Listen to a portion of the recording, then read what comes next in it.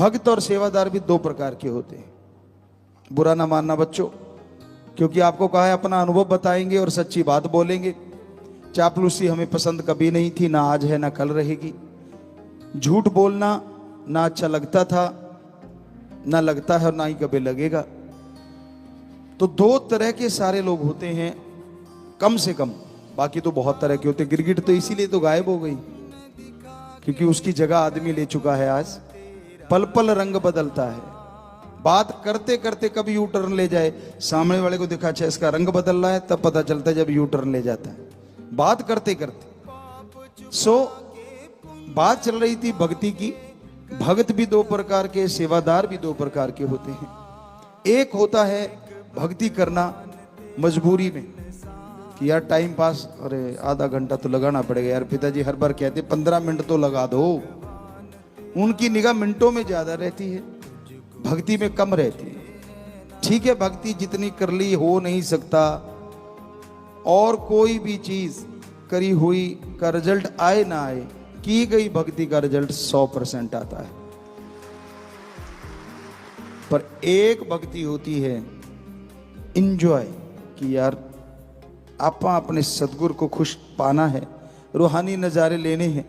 वो उसकी रजा, वो नूरानी में आए, रूहानी में आए, दुनियावी रूप में आए, किसी भी रूप में आ जाए, उसको पाके रहेंगे। और आपा तो उसकी मस्ती में उसकी अनहद सुन के रहेंगे। एक मस्ती में सुमरन करना, एक खुशी में सुमरन करना, चाहे 5 मिनट क्यों ना हो जाए, उसका कोई मुकाबला नहीं।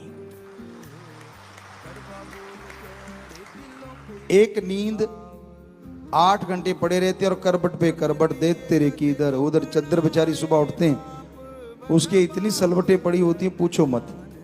और एक 4 घंटे या 6 घंटे इतनी डीप स्लीप सोते, कहते घोड़े बेच के सो गया। किसी डॉक्टर से किसी भी पैथी में पूछ लो, वो जो डीप स्लीप है 4 या 6 घंटे की, वो 18 घंटे की नींद से अरबों गुना ज्यादा अच्छी है। तो उसी तरह भक्ति है।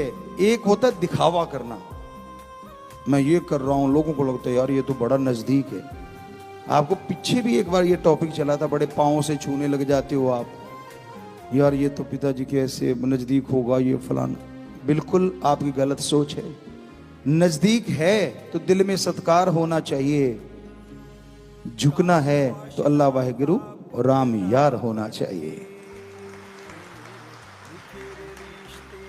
हम ये नहीं कहते कि तने रहो, वैसे तो हर का किसी का सत्कार करो, हाथ जोड़ के नारा लगाओ।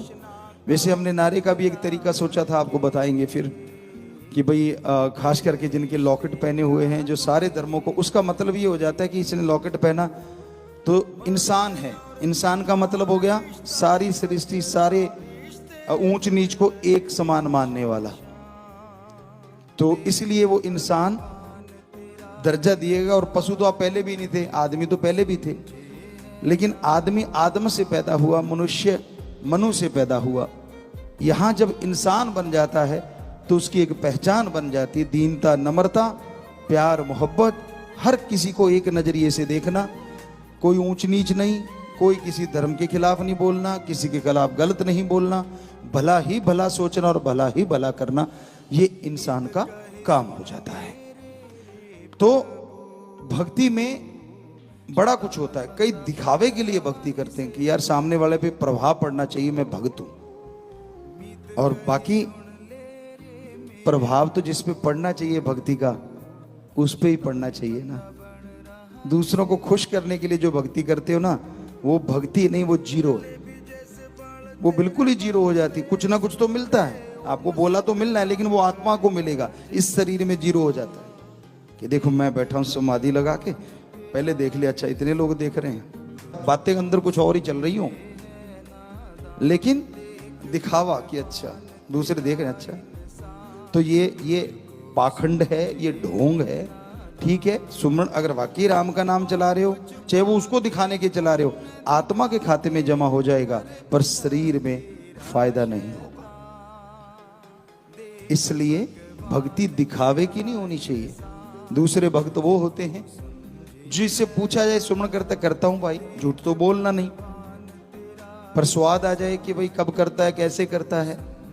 यार जब मेरे मालिक की रजा होती है मैं तब करता हूँ, और सिर्फ ओम सतगुरु यार के लिए करता हूँ, उसके प्यार के लिए करता हूँ। ये थोड़ा ही उठाई गाड़ी, प्यार फुर आया, फिर देखा अच्छा अब मौका आ गया मैं तो जी भक्त हूँ, फिर फुर। तो ये भक्ति कैसी भक्ति है भाई? किसने सिखाई, किस ग्रंथ में लिखी, आप बताएंगे जरा? दिखावा दुनिया को पसंद होता है, उस राम को पसंद नहीं होता, सतगुरु को पसंद नहीं होता। हालांकि वो किसी का पर्दा नहीं उठाते, ना कभी उठाएंगे, लेकिन हकीकत यही है कि अगर आप उस परम पिता परमात्मा को खुश करना चाहते हैं, उस मालिक को खुश करना चाहते हैं, तो आप भक्ति करो परम पिता परमात्मा के लिए, सतगुरु के लिए। ये सच्ची भक्ति है। हम तो अपना ही जिक्र करेंगे, आपको पहले ही बोला है कि अनुभव ज्यादा सुनाया करेंगे, आपको वचन ज्यादा सुनाया करेंगे। वचन है मस्ताना जी से लेके अब तक और आगे भी अनुभव है, ये वचन है हमारे, चाहे वो साईं जी के हों, वो क्योंकि MS जी उन्होंने खुद बनाया है, तो अनुभव हमारा काफी लंबा हो गया, 48 से लेके अब आप देख लीजिए कितने साल हो गए।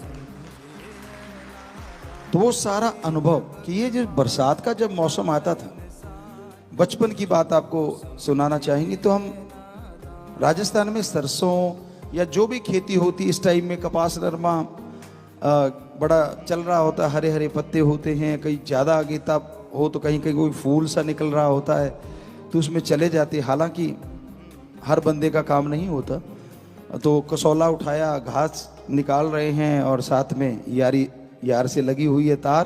क्या मज़ा आता था, ठंडी ठंडी हवा। हालांकि बीच में जब गर्मी आती थी कीड़े से भी चलते हैं, वो किसान जानते हैं, जिसने जीन AC से बाहर नहीं निकला उसको क्या पता वो क्या होता है। इसके लिए कहावत भी बनी है एक पंजाबी में, हम थोड़ा सा उसको चेंज करके बोलेंगे, सावन भादों की तिड़की ते मतरेई दी चिड़की किसानों को साध बना देती है। सावन भादों की तिड़की, ये कितनी सुंदर हवा चल रही है, कितना बढ़िया मौसम है, बरसात हो रही है, मजा आ रहा है, इतनी ठंडी हवा, और ये सारा कुछ रुक के एकदम धूप निकलती है। ओहो, वो भी एक मजा होता है, पर वो बड़ा गलत सा मजा होता है। शरीर में आग सी निकलने लगती है और इतने कांटे लगते हैं, यूं लगता है कहीं कांटों पे लेट गए। तो सावन भादों की तिड़की, उसे कहते तिड़की, तिड़क जाना, जैसे किसी खरबूजे का फट जाना, एकदम से फटा सा खरबूजा होता है तो बॉडी ऐसे फटने लगती है। और मतरेई दूसरी माँ, अगर माँ गुजर जाए और बाप दूसरी शादी कर ले, और वो उस जमाने की बात, आजकल तो पता नहीं क्या क्या चलता है, छोड़िए, आजकल तो जश्न ही जश्न चलते हैं। तो कहने का मतलब उस टाइम हमारे कल्चर में कि वो दूसरी माँ मतरेई उसको बोलते पंजाबी में, कि उसकी झिड़की, वो झिड़क दे बिना वजह, बात बात पे टोकती रहे और डांटती रहे, प्यार तो उसने देना नहीं होता, तो किसानों को साध बना देती है। वो किसान घर छोड़ के चले ही जाते हैं। तो वो काम किया करते थे हम, और जब ये तिड़की आती थी तो शीशम के बड़े बड़े पेड़ होते हैं, फिर उसके नीचे भागते थे कि भाई ये तो बहुत ही ज्यादा यार, क्योंकि 12 बजे होते थे दिन के, वैसे मौसम में पता ही नहीं चलता कि 12 बजे हैं, लेकिन धूप निकलते बता देती बेटा कितने बजे हैं। तो लेकिन हमारा कुछ और था कि जैसे उसमें मजा लेते थे, इसमें भी मजा लेते थे कि हाँ सतगुरु यार ने ये भी भेजा है तो इसमें भी कुछ मजा लेते हैं। जाके वो शीशम के पेड़ों के नीचे सारे खड़े हो जाते, कई बार तो हम लगे रहते, कई बार हम भी उनके पास चले जाते, तो तब भी यार से कनेक्शन जुड़ा रहता था कि भाई ये तेरी रजा है, आज ये शीशम के पेड़ भी बाहर लग रहे हैं, क्या पानी टपक रहा है ऊपर से, टप करके आगे सिर पे लगता। नहाए तो होते ही थे, बरसात में तो भीगे ही होते थे, भीगे की ज्यादा धूप करारी लगती है, तो वो पानी गिरना बूंद बूंद, वो उसकी एक आवाज आनी, वो नाला या खाड़ा कहते हैं, उसमें पानी की बूंदों का गिरना एक साज सा बन जाता, एक सरगम बन जाती। तो फिर अंदर संगीत शुरू हो जाता अपने सतगुरु यार का। बुल्ले शाह वाली बात है, मन दा की समझाना ते इधर फुट के इधर लाना, कि तूने धूप निकाली तो इसका मकसद है ये, फिर मैं संगीत कैसे सुनते हम, तू सरगम बजा और तू ही अंदर से गा, मजा आ रहा है यार, कमाल है। और दूसरे कहते यार तेरे को कोई फर्क सा नहीं पड़ता, साथ वाले होते, आप लोग नौकर कहते, हम उनको साथी कहते, तो वो चाचा ताऊ नहीं हम कहलवाते थे, वो हम मामा कहलवाते थे कि यार हमें मामा ही कहो, क्योंकि लोग चाचा ताऊ कहलवा के ज्यादा खुश होते हैं। हमें होता था नहीं, तेरी माँ हमारी बहन है। तो कहने का मतलब कभी किसी के साथ ये चीज होती नहीं, तो वो बड़ा कहा करते थे कि यार इसके कोई असर ही नहीं होता, गर्मी गुर्मी होती है, वो खाज मर के लुट के, क्योंकि खा ऐसे शरीर फटता है, कितने आराम से खड़ा रहता है। अब उनको क्या पता, जिसके साथ यार खड़ा हो आराम से ही खड़ता है। पता ही नहीं, समझ नहीं आती कैसा कलयुग आ गया है आज। जिनको हम देखा करते थे हमें कभी ना छोड़ना, अब वो बाजू छोड़ा छोड़ा भाग रहे, बड़ी हैरानी होती है। हमने तो नहीं छोड़ा, ना कभी छोड़ेंगे, ना मरणोपरांत छोड़ेंगे, देख लेना।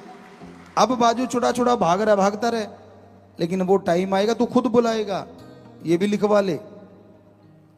क्योंकि जब सारा सामान निकलेंगे ना, जिन दिन मानी कडिए हड्डा कुड़काए, हाथ छुड़ा छुड़वा भाग रहे हो तो तब फिर हड्डियां वो टूटने लगेंगी।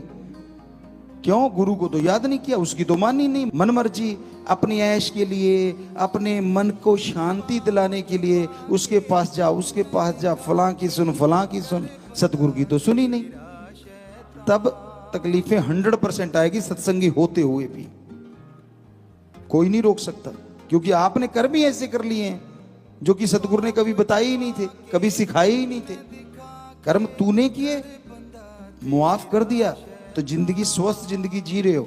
लेकिन मौत का दर्द तो उन्हीं का खत्म होता है, वही एडवांस में बता पाते हैं जो बच्चों पे 100% पहरा देते हैं और दर्द यकीन रखते हैं।